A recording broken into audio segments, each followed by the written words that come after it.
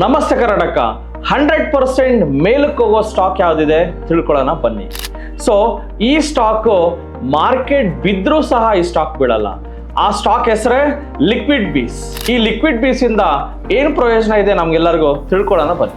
ಝರೋದಾ liquid case is very famous nowadays. ಏನಕ್ಕಂದ್ರೆ ಇಲ್ಲಿ ಒಂದು ದಿವಸಕ್ಕೂ ಬಡ್ಡಿ ಕೊಡ್ತಾರೆ. ಇವತ್ತು ನೀವು ಲಿಕ್ವಿಡ್ ಬೀಸ್ ಅಲ್ಲಿ ದುಡ್ಡು ಹಾಕಿ 1 ಲಕ್ಷ ಹಾಕಿದ್ರೆ ನಾಳೆ ಬೆಳಗ್ಗೆ ಅಷ್ಟರಲ್ಲಿ ನಿಮ್ಗೆ ಬಡ್ಡಿ ಸಿಗುತ್ತೆ. ಎಷ್ಟು? ಮಾರ್ಕೆಟ್ ಕ್ರ್ಯಾಶ್ ಆಗಿ ನಿಫ್ಟಿ 2000 ಪಾಯಿಂಟ್ 3000 ಪಾಯಿಂಟ್ ಬಿದ್ರೂ ಸಹ ಈ ಲಿಕ್ವಿಡ್ ಬೀಸ್ ಬೀಳಲ್ಲ.